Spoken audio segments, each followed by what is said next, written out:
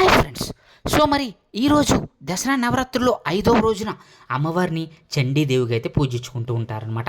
చండీదేవి మరి సకల దేవతలకు అధిపతి అయినటువంటి మహాదేవతగా అయితే ఉద్భవించడం జరిగింది. చండీదేవిని పూజించినట్లయితే గనక మరి మనందరికీ కూడా జ్ఞానం కలిగి అలాగే శత్రువులు మిత్రువులుగా మారతారని కూడా మరి చెప్తూ ఉంటారనమాట.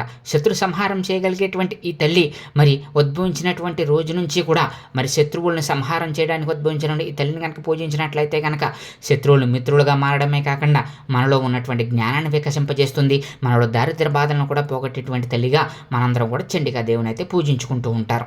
సో మరి వీళ్ళు ఎవరైనా సరే ఫస్ట్ టైం మన ఛానల్ చూస్తున్నారా అయితే వెంటనే మా ఛానల్ సబ్స్క్రైబ్ చేసుకుని పక్కన ఉన్న బెల్ ఐకాన్ని క్లిక్ చేసేయండి. అలాగే ఈ వీడియోని లైక్ చేయండి. మీరు లైక్ చేయడం వల్ల నేను మరిన్ని వీడియోస్ చేయగలుగుతాను. స్కిప్ చేయకుండా ఈ వీడియోని చివరి వరకు చూడడానికి ట్రై చేయండి. అలాగే ఈ తల్లిని కనుక కోరిన కోరికలు తెచ్చేటువంటి తల్లిగా కూడా చెప్తూ ఉంటారు. ఏదైనా కోరుకొని కనుక అమ్మవారిని కనుక పూజించినట్లయితే ఆ కోరిక అయితే ధర్మబద్ధమైన కోరిక అయితే కంపల్సరీగా అయితే నెరవేరుతుందంట. అలాగే ఈ తల్లిని మరి ఈ రోజునాడు మరి ఆ దసరా నవరాత్రుల్లో అయినటువంటి 5వ రోజునాడు అమ్మవారిని మరి ఎరుపు రంగు వస్త్రాలతో అయితే అలంకరణ చేస్తారు. అలాగే మనందరం కూడా అమ్మవారిని ఎరుపు రంగు పూలతో పూజించాలి. కదంబ వృక్షం సంబంధించిన పూలు ఉంటాయి కదా, వాటితో కూడా పూజించాలన్నమాట. మరి ఈరోజు అమ్మవారికి చక్కెర పొంగల్ అయితే నైవేద్యంగా పెడతారు. మనందరం కూడా చండీదేవికి సంబంధించినటువంటి స్తోత్రాన్ని కానీ చండీదేవి స్తుతిని కానీ ఈరోజు కనుక చేసుకున్నట్లయితే కనుక అమ్మవారి అనుగ్రహం మనందరికీ కూడా కలుగుతుంది. పూర్వం శంభు నిశుంభులు అనేటువంటి రాక్షసులు ఉండేవారు. ఆ రాక్షసులు ఘోరంగా మరి మొత్తం మూలోకాలందరినీ ఆక్రమించి దేవతలందరినీ కూడా ఆక్రమించి మరి యొక్క దేవతలను కూడా ఎంతో విధాలుగా భయపెట్టేవారు అనమాట. సో ఆ విధంగా భయభ్రాంతులకు గురైనటువంటి దేవతలందరూ వెలిసి అమ్మవారిని ప్రార్థించడం జరిగింది. ఆది పరాశక్తి అయినటువంటి అమ్మవారిని ప్రార్థించగానే అమ్మవారి నుంచి తేజోమయమైనటువంటి ఒక రూపం వెలువడి అందమైనటువంటి ఒక కన్య రూపంలో అమ్మవారు అయితే ఉద్భవించడం జరిగింది. శక్తివంతమైన మూర్తి అయితే ఉద్భవించడం జరిగింది అనమాట. ఆ విషయం తెలుసుకున్నటువంటి మరి శంభుల యొక్క రాక్షసుల యొక్క మరి సేనాధిపతి అయినటువంటి చండాముండాసురులు ఇద్దరు కూడా వెళ్ళి ఆ విషయాన్ని శంభులకి అయితే చెప్పడం జరుగుతుంది. అలా చెప్పగానే శంభులు ఇద్దరు కూడా అమ్మవారి గురించి తెలుసుకుంది. అమ్మవారి యొక్క రూపాన్ని చూసి మరి మాయోముక్తులైపోయి అమ్మవారిని ఎలాగైనా సరే తమ ఇద్దరిలో ఎవరో ఒకరిని వివాహం చేసుకోవాలని చెప్పేసి అయితే రాయబారం అయితే పంపుతారు. మరి ఆ విధంగా అమ్మవారు ఆ మాట వినగానే అమ్మవారికి తీవ్రమైన కోపం వచ్చి సో మరి తనతో యుద్ధం చేసి ఎవరైతే గెలుస్తారో తన శక్తి పరాక్రమాలకి ఎవరైతే సరిపోతారో వాళ్ళలో ఎవరో ఒకరినైతే పెళ్లి చేసుకుంటానని చెప్తుందనమాట. దాంతో కోపోద్రుక్తులైనటువంటి శంభులు ఇద్దరు కూడా మరి సేనాధిపతి అయినటువంటి మరి ధూమ్రవర్ణుని అయితే యుద్ధానికైతే పంపుతారనమాట. దాంతో అమ్మవారి యొక్క శక్తి నుంచి మరొక రూపాన్ని సృష్టించి అమ్మవారు తన యొక్క శక్తితోటి అమ్మవారి యొక్క రూపంతో ఉగ్రదేవతగా మరి మారిపోయి అమ్మవారు ఆ యొక్క ధూమ్రవర్ణుని అయితే చంపేస్తుంది. అయినా మాకేమీ లెక్కలేదన్నట్టు చండముండాసురులు ఇద్దరు కూడా అమ్మవారిపై యుద్ధానికి అయితే ప్రకటించడం జరుగుతుందన్నమాట. వాళ్ళిద్దరు యుద్ధానికి వెళ్ళేసరికి అమ్మవారు ఎర్రని వర్ణంలోకి మారిపోతుంది.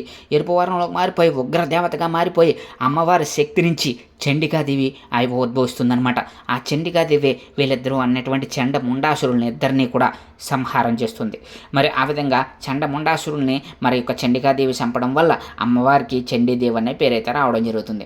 ఆ విధంగా చండముండాసురులు ఇద్దరూ చనిపోయిన తర్వాత మరి శంభులు ఇద్దరూ కూడా మరి అమ్మవారితోటి తీవ్రమైనటువంటి యుద్ధం చేస్తారనమాట.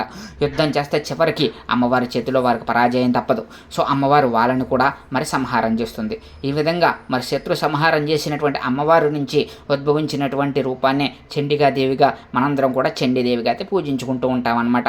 మరి ఈ విధంగా అమ్మవారు మరి శత్రు సంహారం చేయడానికి ఉద్భవించి మనందరినీ కూడా మరి ఎన్నో విధాలుగా మరి మనందరికీ కూడా భాగ్యం కలిగించేటువంటి తల్లిగా చండీదేవిగా మనందరం కూడా చెప్తూ ఉంటారు. మరి మనందరం కూడా వింటూ ఉంటాం కదా చండీ హోమాలు, ప్రసిద్ధమైనటువంటి చండీ హోమాల గురించి. మరి ఆ యొక్క చండీదేవికి కనుక హోమం చేసినట్లయితే కనుక చండీ హోమాలు అనేవి ఎంతో ప్రసిద్ధమైనవిగా మనందరికీ తెలుసు. చండీ హోమం కనుక జరిపించినట్లయితే కనుక సకల శత్రు బాధలు తొలగి అలాగే మనకి జయం కలుగుతుందని మనందరం కూడా నమ్ముతాం కదా.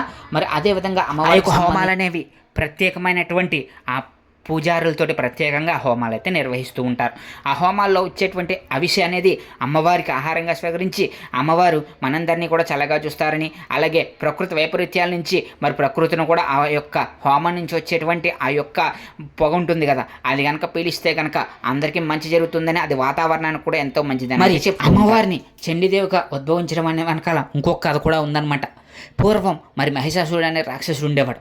ఆ రాక్షసుడు ఇంద్ర దేవతల్ని మొత్తం అందరిని ఇబ్బంది పెట్టి ఇంద్రుడి యొక్క సింహాసనాన్ని అధిష్ఠించాడు అనమాట. అలా అధిష్ఠించడంతో ఇంద్ర దేవతలందరూ వెళ్ళి పరమేశ్వరుని ప్రార్థించగా పరమేశ్వరుడు కోపోదిక్తుడయ్యి మరి పరమేశ్వరుడు అలాగే మరి మహేశ్వరుడు అలాగే బ్రహ్మ వీళ్ళ ముగ్గురు కలిసి ఒక శక్తి రూపాన్ని సృష్టిస్తారనమాట. వాళ్ళ యొక్క శక్తులన్నీ దారబోసి అమ్మవారిగా సృష్టించడంతో ఆ యొక్క అమ్మవారు మరి ఉగ్ర స్వరూపినిగా మరి చండీదేవిగా అయితే ఉద్భవించడం జరుగుతుంది. ఆ చండీదేవి మరి ఆ యొక్క మహిషాసురుడి యొక్క సేనలన్నిటినీ కూడా తరిమి కొడుతూ ఉంటే మహిషాసురుడు అమ్మవారితోటి యుద్ధం అయితే చేస్తాడనమాట. ఆ విధంగా చేసేటప్పుడు ఆ అమ్మవారి యొక్క శక్తి ముందు నిలవలేక మరి మహిషాసురుడు యొక్క సంహారం అయితే జరుగుతుంది. మరి అలా మహిషాసురుడు సంహారం చేసినటువంటి తల్లిగా చండికాదేవిగా కూడా మరొక కథ అయితే ఉంది. ఈ విధంగా అమ్మవారికి సంబంధించినటువంటి కథలైతే ఈ విధంగా ఉన్నాయన్నమాట. అమ్మవారి యొక్క ఆవిర్భావం అనేది ఎంతో అద్భుతంగా ఉంటుంది. అమ్మవారి ఆవిర్భావంతో పాటు అమ్మవారి యొక్క శక్తులు అమ్మవారికి ఉన్నటువంటి మరి శక్తి సేనలు ఇవన్నీ కూడా అమ్మవారిని మరి ఒక శక్తి స్వరూపిణిగా నిరూపిస్తూ ఉంటాయి అన్నమాట. సరస్వతీదేవి మహాలక్ష్మీదేవి యొక్క స్వరూపంగానే మరి మనందరం కూడా అమ్మవారిని అయితే కొలుచుకుంటూ ఉంటాం.